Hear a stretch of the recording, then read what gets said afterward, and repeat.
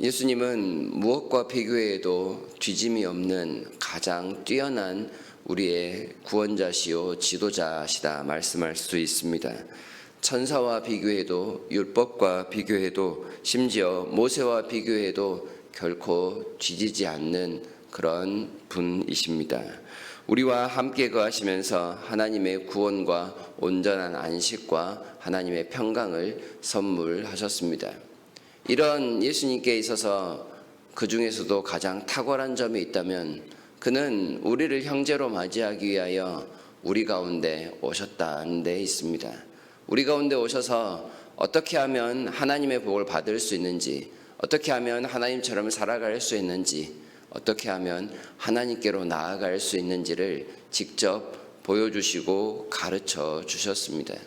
그리고 더 나아가 연약하여 이 모든 일을 능히 홀로 감당할 수 없는 사람들을 위해서 스스로 그들의 힘이 되어 주셨고 그들의 도움이 되어 주셨으며 그들이 할 수 없는 모든 것들을 다 이루어 가시는 그런 조력자, 능력자가 되어 주셨습니다. 한마디로 예수님은 가장 좋은 스승이자 가장 좋은 친구요, 또한 가장 좋은 돕는 형제로서 우리 가운데 오셨다 말할 수 있을 것입니다. 세상에 어떤 지도자들은 앞에서 말만 하는 경우가 많습니다. 방향을 잘 제시하지도 못하면서 방향이라고 제시하는 그 내용들을 통해 사람들에게 강요하기를 일삼습니다. 구체적인 방법은 각자의 깨달음이나 역량에 맞춰 놓은 채 어떠한 도움도 잘 주지 않는 모습을 보이기 마련입니다. 한마디로 세상에 있는 많은 스승들은 친절하지 않을 때가 있습니다. 그리고 그들의 말에 책임도 지지 않습니다. 반면에 우리 주님은 가장 친절한 분으로서 우리에게 다가오셔서 그가 말한 바를 그가 모든 것을 다 이루어 가시는 그런 능력을 우리에게 나타내어 주십니다. 잡아 끌어주시며 곁길에 빠진 자들을 꺼내어 교정하시며 힘을 공급하여 주시고 우리에게 용기를 잃지 않도록 우리 가운데 늘 함께 하시는 하나님이십니다. 이런 예수님을 15절에서는 이렇게 표현합니다. 우리에게 있는 대제사장은 우리의 연약함을 동정하지 못하실 리가 아니요 모든 일에 우리와 똑같이 시험을 받으시노되 죄는 없으시니라. 우리 가운데 있는 가장 위대한 대제사장 예수 그리스도, 그는 우리와 같이 연약함을 동정하시는 분, 우리의 연약함을 동정하시는 분이라고 말씀을 합니다. 대제사장은 우리의 거룩함을 위하여 하나님께 나아감을 위해 가장 필요한 분, 없어서는 안 되는 분인데 이 대제사장께서 우리 가운데 감독자로만 서 있는 것이 아닙니다. 그리고 우리를 그저 관리하기 위한 그런 사람으로만 오신 것도 아니십니다. 우리와 똑같이 우리의 모든 것을 함께 공유하신 그런 지도자로서 우리 가운데 함께 계십니다. 우리의 아픔이 무엇인지 부족함이 무엇인지를 너무나도 잘 알고 계시는 분이라고 우리에게 가르쳐 주십니다. 이 위대한 대제사장께서 그의 몸으로 완전한 제사를 이루어 내셨습니다. 더 이상의 모든 희생 제물이 필요 없도록 만드셨습니다. 이제 하나님의 도움을 받기를 원하는 사람은 성전에 나아가 제사를 드리는 것이 아니라 온전하신 대제사장 예수 그리스도께 나아가면 충분하다고 이 히브리서 기자가 우리에게 알려주고 있습니다. 16절에서 그러므로 우리는 긍휼하심을 받고 때를 따라 돕는 은혜를 얻기 위하여 은혜의 보좌 앞에 담대히 나아갈 것이니라.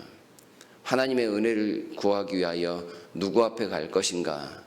살아계신 하나님, 살아있는 성전이라 할 수 있는 예수 그리스도, 그분을 부를 때 우리는 언제 어디서나 때를 따라 돕는 하나님의 은혜의 보좌를 경험할 수 있다고 가르쳐주고 있습니다.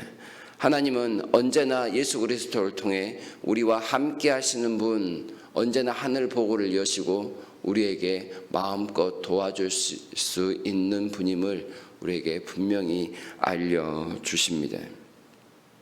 우리가 율법에서 보는 바대로 대제사장은 선출직이 아닙니다. 사람 가운데 유능한 자를 사람들이 뽑아놓지 아니하고 하나님께서는 혈통적으로 세습하여 그 대제사장직을 이어가도록 하셨습니다. 4절에서도 말씀하실 때 이 종귀는 아무도 스스로 취하지 못하고 오직 아론과 같이 하나님의 부르심을 받은 자라야 할 것이다 라고 말씀을 합니다. 아론의 자손 계열들이 대제사장에 임명이 되는데 그 역량과 상관없이 하나님께서 부르신 부름에 따라 그 모든 역할들을 감당합니다. 이 말을 바꾸어 보면 대제사장은 그가 감당하는 역량보다 더 중요한 것은 그 직분 자체에 있음을 가르쳐 줍니다. 대제사장이 있다라는 것이 하나님께서 우리와 함께 계신다라는 은혜의 표시가 되며 그 대제사장의 건재함이 곧 하나님께서 오늘도 우리에게 은혜를 베풀고 계시는 가장 강력한 증거라는 것입니다.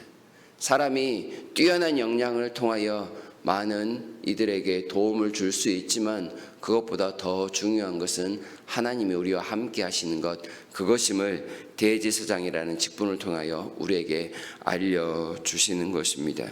존재 자체가 은혜의 상징이 되는데 그 존재 자체가 상징이 되는 대제사장을 가장 위대한 예수 그리스도께서 온전히 감당하시고 온전히 이루어내셨으니 그분을 통하여 받는 은혜가 또한 지극할 것을 알려주고 계시는 것이지요. 8절과 9절에 보시면 이 대제사장이신 예수께서 그가 아들이시면서도 받으신 고난으로 순종함을 배워서 온전하게 되셨은즉 자기에게 순종하는 모든 자에게 영원한 구원의 근원이 되셨다 말씀을 합니다. 있는 것만으로도 감사한데 그 위대하신 분께서 가장 온전한 순종을 통해 그를 믿는 자에게 가장 완벽한 구원을 나타내셨습니다.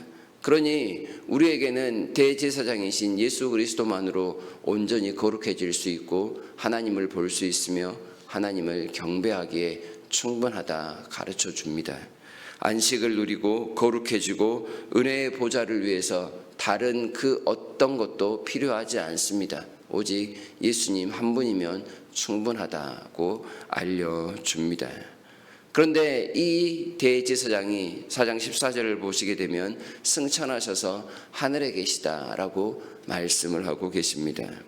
우리의 연약함을 알고 동정하시던 대제사장께서 하늘에 계시다라는 건 그 대제사장이신 예수님의 사역이 곧 하늘에 초점이 맞춰져 있음을 나타냅니다.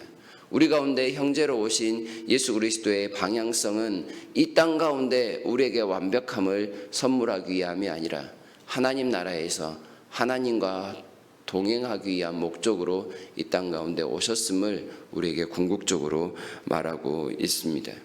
대제사장이신 예수께서 지금도 하늘에 건재하신 모습을 통하여 우리에게 말씀합니다. 우리의 모든 것을 들어주시는 그 분께서 하늘에 계시니 위로를 받고 도움을 받고 힘을 얻으라라고 말입니다. 대제사장이 계신다라는 사실만으로 당시 이스라엘 백성들은 많은 힘과 위로를 얻었었는데 가장 위대한 예수께서 하늘에 거하심을 바라보며 어떤 상황 속에서도 굴복하지 말라고 또한 어떤 상황 속에서도 믿음을 잃지 말라고 지금 말하는 것과 똑같은 것입니다. 당시 히브리서의 이 독자들은 유대교 그리스도인으로서 그 믿는 신앙 때문에 어려움들을 당했던 사람들이라고 알려져 있습니다. 예수 그리스도를 믿을 것인가, 과거에 그들이 믿었던 유대교로 돌아갈 것인가에 대한 그런 갈등과 고난 속에 있었던 사람들에게 가장 위대한 대제사장 예수께서 하늘에 지금도 건재하고 계시니 우리를 하늘로 이끌기 위하여 많은 수고를 감당하고 계시니 그들에게 힘을 내라 말하고 있는 것입니다. 이 땅에 소망을 두지 아니하고 하나님께만 소망을 두어 살아가야 될 사람들에게 하늘에 계신 예수 그리스도는 언제나 힘과 도움과 능력이 되기 때문에 그런 것입니다. 예수님 때문에 고난 당하는 이유가 세상에서는 많이 있을 수 있습니다. 히브리서를 읽고 있는 독자들에게도 그러하다면 오늘을 살아가는 우리에게도 예수님을 믿지 않을 이유를 언제든지 찾을 수 있을 것입니다. 그러나 히브리서는 분명하게 우리에게 말을 합니다. 예수님을 믿지 않을 이유보다 예수님을 믿어야 할 이유가 훨씬 더 많다라고 말입니다. 예수님을 통하여 고난을 받는 이유보다 예수님을 믿지 않으면 고난받게 되는 이유가 훨씬 더 강력함을 우리에게 분명히 말씀합니다. 신앙에 잠깐이라도 고난을 당하거나 어려움을 당하는 모든 사람들을 포함해서 이 완벽하신 예수 그리스도를 잃는다면 세상의 모든 것을 잃는 것과 다름이 없는 그런 삶임을 거듭 강조하는 것입니다. 하나님께서 우리를 하여금 가장 큰 선물을 주신 예수 그리스도, 그분을 알아가는 일에 있어서 우리가 결코 게으름이 없는 하루를 살아가야 할 것입니다. 하나님은 예수 그리스도를 통해 오늘도 때를 따라 돕는 은혜를 우리에게 공급하실 것입니다.